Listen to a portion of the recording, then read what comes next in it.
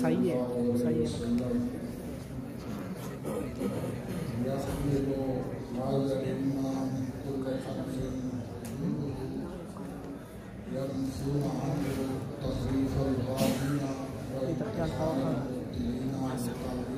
سے آواز کی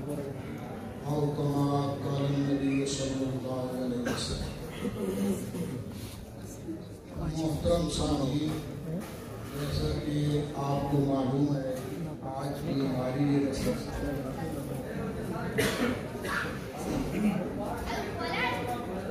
دینی مدارس جن میں دورہ حدیث پڑھایا جاتا ہے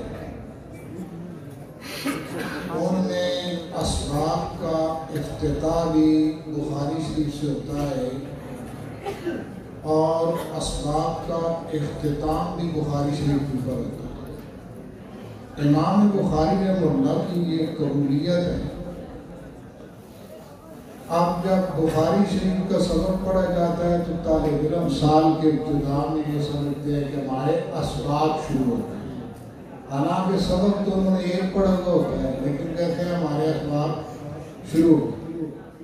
اور جب آج آخری حدیث پڑھی گئی تو اسباق کا سلسلہ جو شوال سے شروع ہوا تھا وہ بحمد اللہ العزیز آج اختتام پذیر ہو رہا ہے۔ میں اس سلسلے میں کوئی لمبی چوڑی بات آپ کے سامنے نہیں کروں گا، صرف آپ کے سامنے دو باتیں عرض کرنی ہیں کیونکہ وقت بھی مجھے اجازت نہیں دے رہا۔ پہلی بات تو یہ کہ امام بخاری رحمہ اللہ نے یہ آخری باب جو قائم کیا ہے یہ ایک باطل فرقے کی رد میں ہے۔ اس زمانے میں ایک فرقہ تھا معتزلہ، جن کا دعویٰ یہ تھا کہ پوری امت کے علماء قرآن و سنت کو نہیں سمجھے اور ہم سمجھ گئے۔ انہوں نے وزن اعمال کا انکار کیا۔ امام بخاری رحمہ اللہ نے اپنے بخاری کے آخری باب میں ان کی رد کی اور فرماتے ہیں کہ ایک آیت پیش کی اور اپنا قول پیش کر کے اس بات کو ثابت کیا کہ قیامت کے دن اعمال کا وزن کیا ہے ہوگا، معتزلہ وزن ہے۔ سوال یہ پیدا ہوتا ہے کہ جہاں سے بخاری چلی ہے، بخاری کی پہلی کتاب الایمان ہے، وہاں پر بھی امام بخاری رحمہ اللہ نے معتزلہ، خوارج، جہمیہ، کرامیا اور مرجع ان تمام فرقوں کی کتاب الایمان میں کیا کیا ہے؟ رد کیا۔ اور بخاری نے کوئی کتاب ایسی نہیں باندھی، چاہے وہ کتاب الصلاۃ ہو، کتاب الصوم ہو، کتاب الزکوٰۃ ہو الی آخرہ، جس کے اندر امام بخاری رحمہ اللہ نے باطل فرقوں کی رد نہ کی۔ اب سوال یہ پیدا ہوتا ہے کہ کتاب کا اختتام ہو رہا تھا، کوئی مثبت بات ہونی چاہیے تھی، کسی فرقے کو نہیں چھیڑا جانا چاہیے تھا، تو یہ آخری بھی کیوں امام بخاری رحمہ اللہ نے آخری بات میں بھی ان کو معاف کیا ہے؟ نہیں کیا اور ان کی رد کیا ہے؟ کر دی ہے۔ اس کا جواب یہ ہے، اس کو سمجھنے کے لیے یہ بات سمجھیں کہ ایک ہوتی ہے نصیحت اور ایک ہوتی ہے وصیت۔ ماں باپ زندگی میں اولاد کو جو بھلائی کی باتیں کہتے ہیں ان کا نام نصیحت ہوتا ہے، اور مرنے کے وقت آخری وقت میں جو کلام کیا جاتا ہے اس کو وصیت کہا جاتا ہے۔ جو وصیت ہوتی ہے وہ پوری زندگی کی نصیحتوں کا نچوڑ ہوا کرتی ہے۔ امام بخاری پوری کتاب لکھ کر آ گئے اور آخر میں یہ بتلانا چاہتے ہیں، اور علماء کو عمومی طور پر اور فارغ ہونے والے حضرات کو خصوصی طور پر یہ پیغام دینا چاہتے ہیں کہ میری پوری زندگی اور میری پوری کتاب بخاری کا خلاصہ اور نچوڑ باطل فرقوں کی رائے ہے۔ لہذا تم نے باطل فرقوں کے خلاف اپنے آپ کو تیار کرنا ہے اور اٹھ کر کھڑا ہو جانا ہے، فرقے کو بھی نہیں چھوڑنا ہے اور فرقہ واریت کو بھی نہیں چھوڑنا ہے، فرقہ کو بھی نہیں چھوڑنا ہے اور فرقہ واریت کو بھی نہیں چھوڑنا ہے۔ یہ تم مولیوں کی کیا ہے ذمہ داری، یہ تمہارے سر پر جو پگڑی باندھی جا رہی ہے اس کا ایک ایک تانا اور بھانا تم سے یہ مطالبہ کر رہا ہے کہ اب تمہارے سر پر یہ ذمہ داری عائد ہوتی ہے کہ تم نے باطل کے خلاف اٹھ کھڑا ہو۔ یہ پگڑی سر کے اوپر حلوے کھانے کے لیے نہیں باندھی گئی ہے، یہ پگڑی سر کے اوپر حق کے راستے کے اندر جان دینے کے لیے باندھی گئی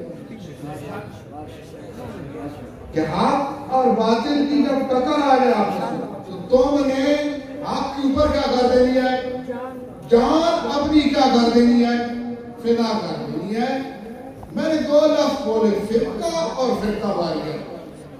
سمجھے فرقہ کیا ہوتا ہے اور فرقہ واریت کیا ہوتا ہے۔ اس کے لیے میں کسی مفکر کا قول، کسی دانشور کا قول، کسی مصنف کا قول آپ کے سامنے نہیں پیش کروں گا، جناب محمد رسول اللہ صلی اللہ علیہ وسلم کا فرمان پیش کروں گا، جس سے فرقہ بھی معلوم ہو جائے گا اور فرقہ واریت بھی کیا ہو جائے گی، معلوم ہو جائے گی۔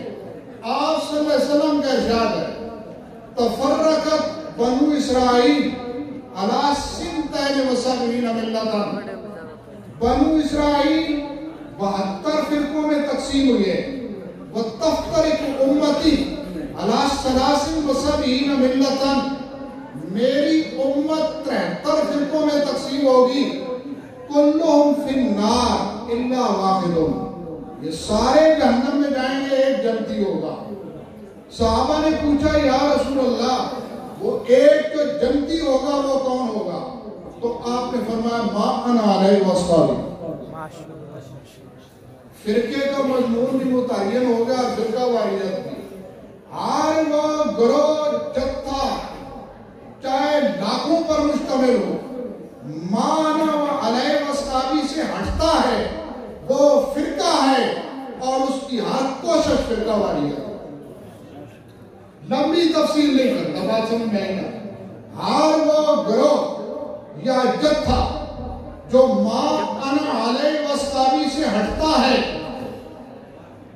وہ گروہ اور جتھا فرقہ ہے، وہ جماعت ہے، اس کی ہر کوشش کیا ہے، فرقہ واریت کے زمرے کے اندر کیا ہوگی، آئی۔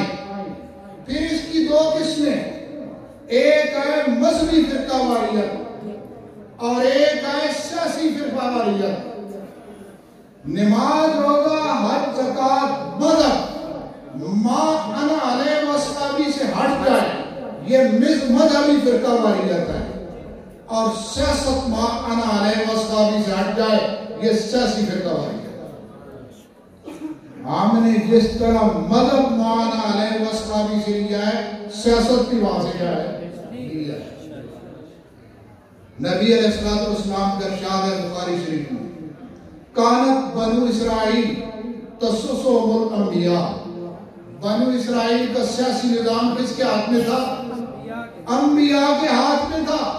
کلما ہلاک نبی خلفہ نبی، جب ایک نبی دنیا سے چلا جاتا تو دوسرا نبی آ کر وہ سیاسی نظام کو اپنے ہاتھ میں کیا کرتا، وہ سیاسی نظام چلتا ہوا مجھ تک پہنچا، انہو لا نبی بعدی، لیکن میرے بعد نبی کوئی نہیں ہوگا۔ اب میرا سیاسی نظام کس کے پاس جائے گا؟ تو آپ نے فرمایا فَيَكُونُ خُلَفَاءَ فَيَكْسِرُونَ، میرے بعد وہ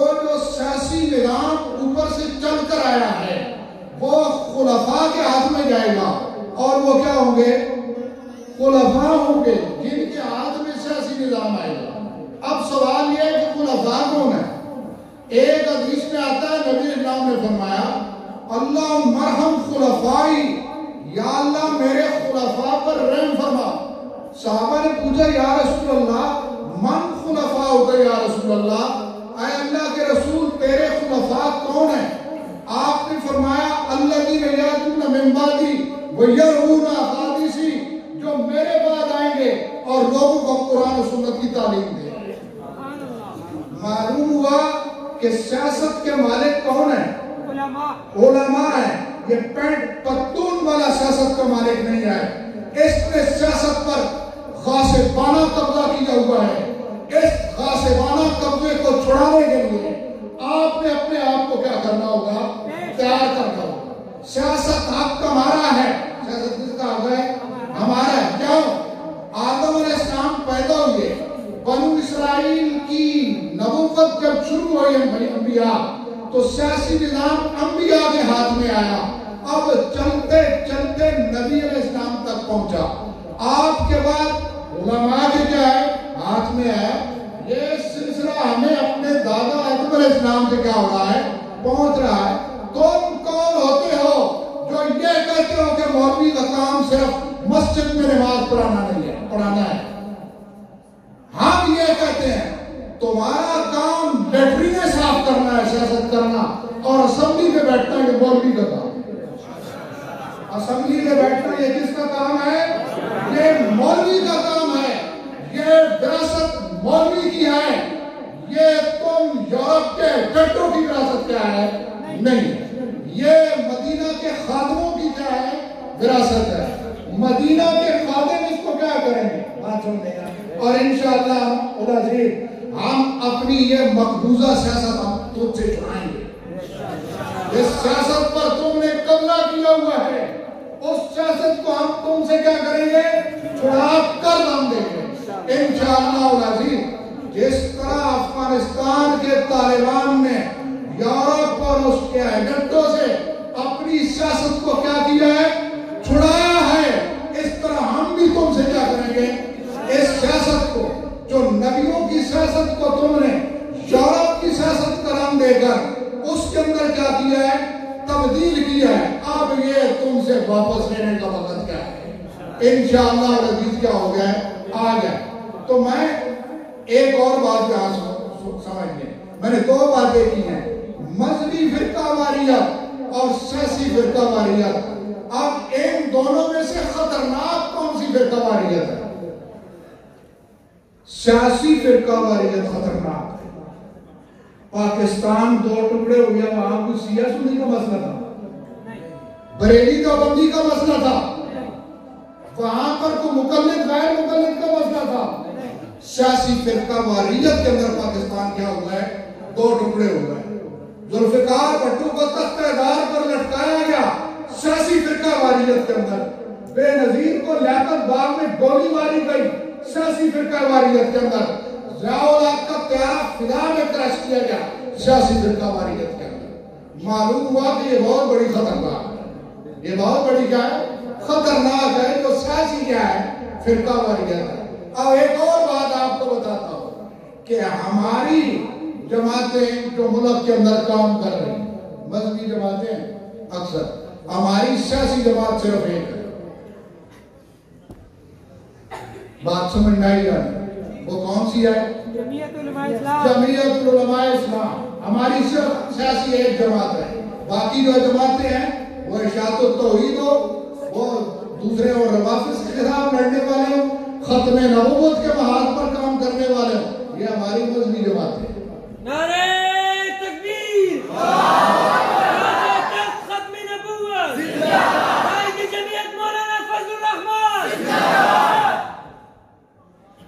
تو وہ مذہبی میدان، وہ جماعتیں ہیں، ان کے مقابلے میں جو آ رہے ہیں وہ فرقے ہیں، اور ان کی کوششیں مذہبی فرقہ واریت ہے. جمعیت علماء اسلام سیاسی جماعت ہے. کیوں؟ اس کی سیاست ما انا علیہ واصحابہ کے گائے قریب ہے. یہ جماعت ہے. اس کے مقابلے میں پی ٹی آئی ہو، پیپل پارٹی ہو، مسلم لیگ ہو، کوئی نیشنل ہو، کوئی جماعت ہو، وہ سیاسی فرقہ واریت، میں اس کو سیاسی جماعت نہیں سمجھتا۔ میں مطالبہ کرتا ہوں مقتدر حلقوں سے کہ جس طرح مذہبی فرقہ واریت کے خلاف نیشنل ایکشن پلان بنائے جاتے ہیں، اس سیاسی فرقہ واریت کے خلاف بھی بنائے۔ ان سیاسی فرقہ واریتوں کو ختم ہونا چاہیے ملک کے اندر سے۔ ان کی وجہ سے آج آدھے ملک سے ہم نے کیا کیا ہے؟ ہاتھ دھوئے ہیں۔ ملک دیوالیہ ہو چکا ہے، انسان بھوک سے مر رہے ہیں، لوگ بازاروں کے اندر بچوں کی بولیاں لگا رہے ہیں۔ یہ ساری مار کس کی ہے؟ یہ سیاسی فرقہ واریت کی ہے۔ آپ اور یہ بھی میں بات بتاؤں، بعض علماء کہتے ہیں کہ ہم سیاست میں آ کر کیا کریں گے، ہم تو اللہ اللہ کرنے والے ہیں۔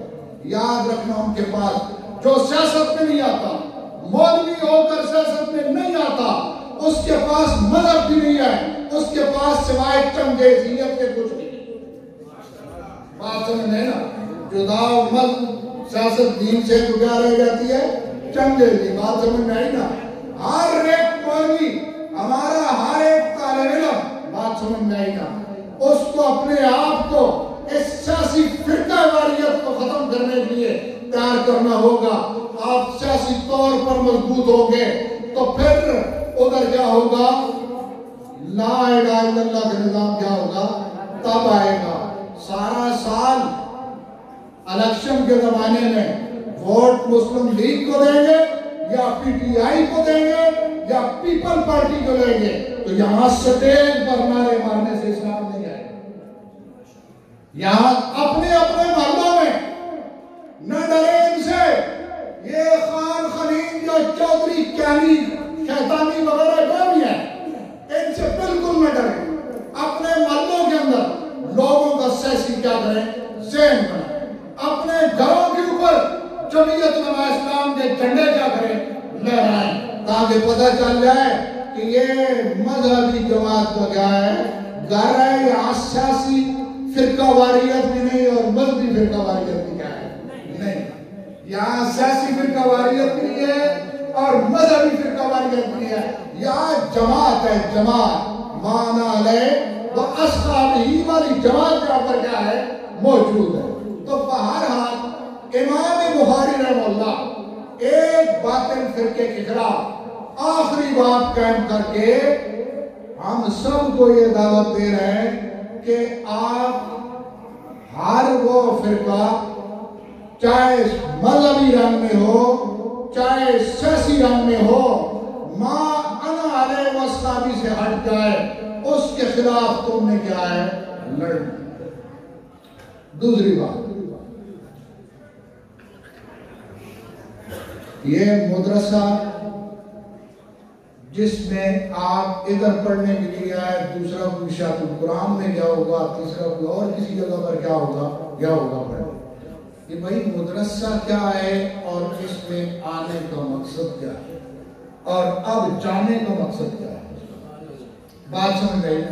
مدرسے میں آیا کیا مقصد تھا، اب آ کر جا رہا ہے تو کیا مقصد ہے۔ اس کے لیے میں صرف ایک آیت پڑھتا ہوں، آپ خود بخود بات کو سمجھ جائیں گے۔ وَمَا كَانَ الْمُؤْمِنُونَ لِيَنْفِرُوا كَافِرِينَ۔ ایسا نہیں ہو سکتا کہ سارے ایمان والے علم پڑھنے کے لیے گھروں کو چھوڑ کر چلے جائیں، ایسا نہیں ہو سکتا۔ بات سمجھ رہی نا؟ ایسا نہیں ہو سکتا۔ فَلَوْلَا نَفَرَ مِنْ كُلِّ فِرْقَةٍ مِّنْهُمْ طَائِفَةٌ لِيَتَفَقَّهُوا فِي الدِّينِ وَلِيُنذِرُوا قَوْمَهُمْ إِذَا رَجَعُوا إِلَيْهِمْ لَعَلَّهُمْ يَحْذَرُونَ۔ ہر جماعت میں سے ایک گروہ ایسا ہونا چاہیے جو تفقہ حاصل کرنے کے لیے خروج کرے گا۔ اب تفقہ کیا ہے؟ کوئی مسئلہ پوچھنے کے لیے آیا ہے، کنویں میں چوہا گر پڑا ہے تو کتنے ڈھول نکالے جائیں، تو کہا ٹھہرو میں ذرا بہتی زیور دیکھ کر آپ کو بتاتا ہوں، یہ تفقہ نہیں ہے۔ روز مرہ زندگی کے پیش آنے والے مسائل میں اس کو الماری کی طرف نہ جانا پڑے، صلاحیت اس کے اندر ہو کہ ادھر ہی بیٹھے اس کا حل کر سکے، اس کو تفقہ کہتے ہیں۔ علم کی یہ استعداد کہاں پر حاصل ہوتی ہے؟ مدرسے کے اندر حاصل ہوتی ہے۔ معلوم ہوتا ہے کہ اس آیت کو کسی اور چیز پر فٹ کرنا یہ ظلم اور تخریب قرآن ہے۔ مولانا ابو الحسن ندوی رحمہ اللہ نے لکھا کہ یہ آیت مدارس کی عظمت کو بیان کرنے کے لیے اللہ تبارک و تعالیٰ نے نازل کیا کہ تفقہ صرف مدرسے میں آتی ہے، تفقہ خانگاہ میں بھی نہیں آتی، جہاد میں بھی نہیں آتی، تبلیغ میں بھی نہیں۔ جو مطلوب ہے مسئلے معلوم ہو جانا یہ الگ بات ہے۔ یہ کیا ہے؟ الگ بات ہے۔ اب میں اس بحث میں نہیں جانا چاہتا جو آپ نے توضیح تدریب پہ پڑھی ہے کہ الفقہ و معرفۃ النفس ما لہ و ما علیہ، بات کم بھی ہوتی ہے۔ میں ایک سادہ الفاظ سمجھا رہا ہوں آپ کو کہ روز مرہ آنے والے مسائل کے اندر الماری کی طرف جانا نہ پڑے، یہ کیا ہے؟ یہ تو مدرسے میں آنے کا ہوا مقصد۔ اب تفقہ حاصل ہو گئی تو کیا ہے اس کا کام؟ لیکن جو قوم یا پھر ادھر آ کر مدرسے سے نکلا اور سال کے لیے نکل گیا، اس طرح ہوتا۔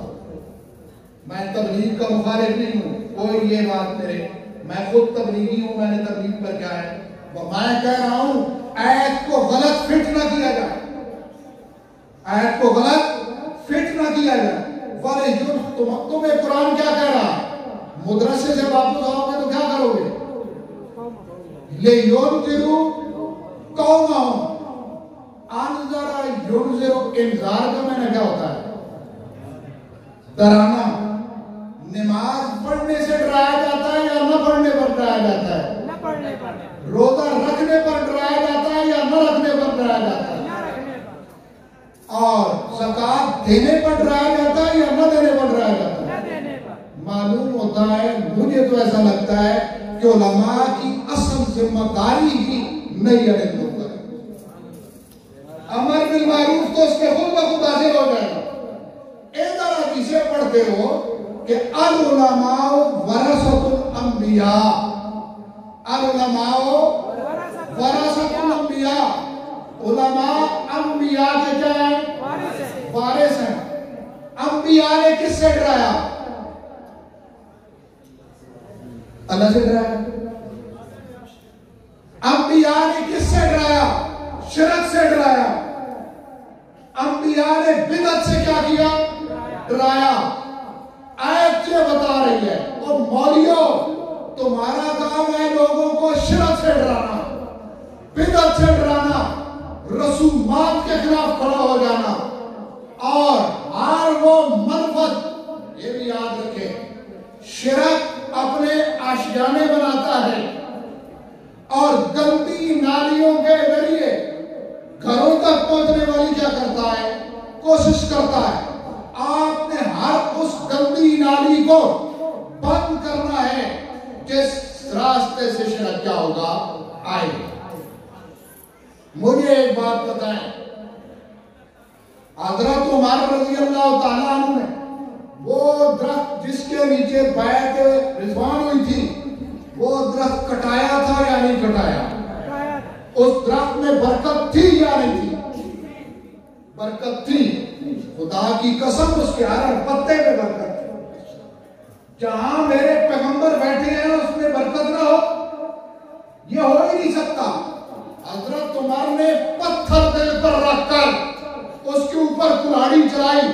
کیا حضرت عمر کی حکا بھی نظر دیکھ رہی تھی، آئندہ مستقبل میں جا کر یہ شرک بنے۔ تو علماء کا کام یہ نہیں کہ ایک شے اگر مستقبل قریب یا بعید میں بدعت کی صورت یا شرک کی صورت اختیار کر سکتی ہے تو اب اس کے جواز کے فتوے کیا ہے؟ دینا۔ اگر اس کی صورت اچھی بھی ہو فی الحال وہ بغیر جائز معلوم ہوتی ہو، تب بھی اگر آگے اعلی نظر دیکھ رہے ہیں کہ کام خراب ہوگا مستقبل میں چل کر تو ان کو اس کے خلاف کیا ہے کھڑے ہوگا۔ میں چند مثالیں اکابر کی اپنے کی بیان کر کے آپ کے سامنے، کیوں کہ آپ کو یہ بھی پتہ چل جائے کہ ہم اکابر کو بھی مانتے ہیں۔ بات سمجھیں، کئی بات میں یہ فتویٰ لگا دیا جائے کہ اکابر کا کیا ہے منکر ہے۔ بات سمجھیں، پکا انفی اور دیوبندی، پکا انفی اور دیوبندی، اور عام قسم کا دیوبندی نہیں۔ بات سمجھیں، بہت سخت قسم کا کیا ہے دیوبندی۔ حضرت مجدد الفسانی رحم اللہ، علماء مجھے پتہ ہے میرا پیچھے بھی پورا چھچ بیٹھا ہوں، میں جینوں کے مجمع میں خطاب نہیں کر رہا، یہ بخاری کی آخری کیا ہے روایت ہے، اس پر بات کر رہا ہوں۔ حضرت مجدد الفسانی رحم اللہ کے دور میں وحدت الوجود کا مسئلہ اٹھا، اناؤس حضرت مجدد سب سمجھ گئے کہ آگے جا کر یہ شرک بنے گا، اپنی پوری طاقت اس کے خلاف کیا کر دی، خرچ کر دی، اور اس وقت تک نہیں بیٹھے جب تک وحدت الوجود کا نام بھی باقی ہے۔ آج کوئی ہے کسی کو پتہ ہے؟ آج تو میرے خیال میں فارغ ہونے والے کو پتہ نہیں ہوگا وحدت الوجود کا۔ یہ مجدد صاحب کے پاس، مجدد صاحب کے زمانے میں بدعت کے پودے میں پانی ڈالا گیا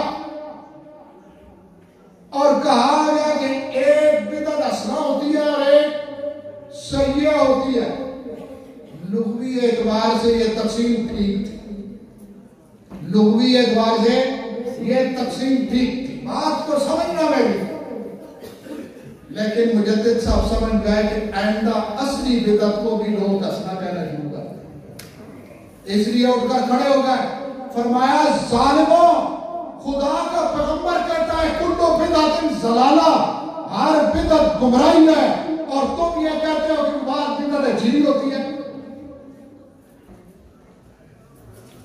یہ وہ آل نظر تھے، ان کو فی الحال بات ٹھیک ہے، فی الحال بات کیا ہے ٹھیک ہے۔ حضرت شاہ اسماعیل شہید رحمہ اللہ کا دور تھا، حج پر جانے کے لیے سمندری سفر ہوتے تھے، پرتگالی سمندری جہازوں پر حملے کیا کرتے تھے۔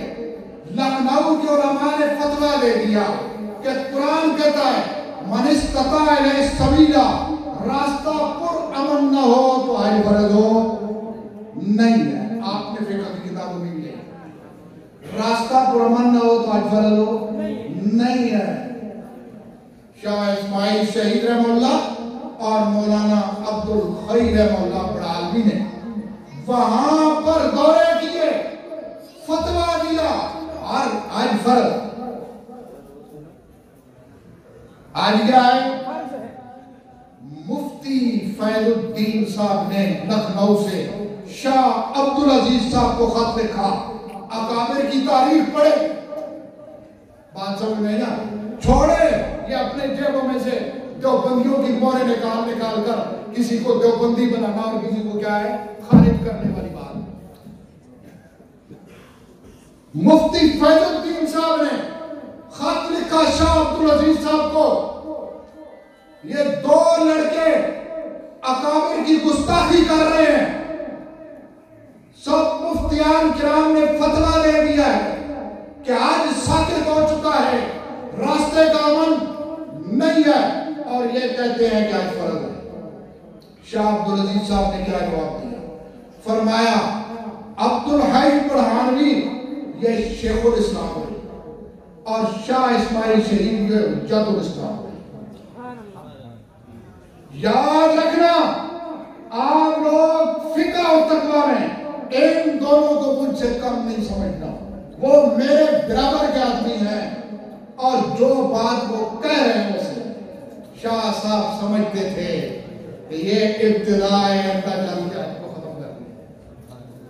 بات یہ ہے موضوع کا۔ پھر آپ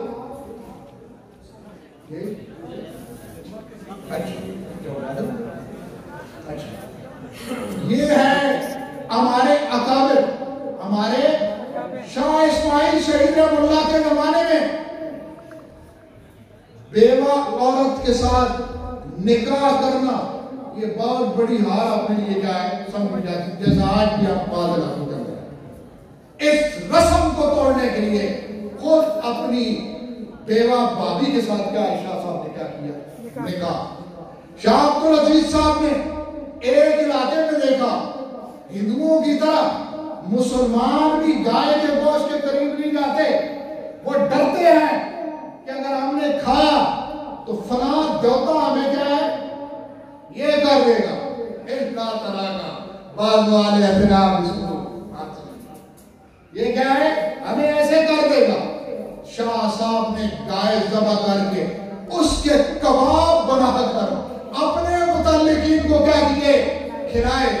یہ علماء کا کام ہے اور یہی حدیث بھی کہہ رہی ہے یحمل هذا العلم، اس علم کو خلف سے کون لیں گے؟ من کل خلف عدول، عدول بمانے انصاف کے لیے۔ یہ عربی کا بہت بڑا کیا ہے معزز لفظ ہے، بات سمجھ میں آئے۔ وہ کیا کریں گے؟ ان کا کام کیا ہوگا؟ ینفون عنو تخریف الغالین وانتخال المبتلین وتاویل الجاہلین۔ یہ کیا ہے مولیوں؟ یہ کیا ہے مولیوں کا کام ہے، یہ کام کر۔ تو آپ رسومات کے خلاف، شرک کے خلاف، اب تو میں کیا کہہ سکتا ہوں؟ یہی کہہ سکتا ہوں کہ دیوبند کو بھی نظر لگ گئی۔ بخاری کے ختم ہو رہے ہیں، سوٹوں کی میچنگ ہو رہی ہے۔ بات سمجھ میں اب کیا یہ دیوبندیت کرتی ہے تو خاموش ہو جائیں؟ ایک ایک مولوی جو فارغ ہو رہا ہے، اتنے تو کسی ہندو مراج کے گلے میں ہار نہیں ہوتے جتنے اس کے علیہ کیا کی جا رہے ہیں دادے۔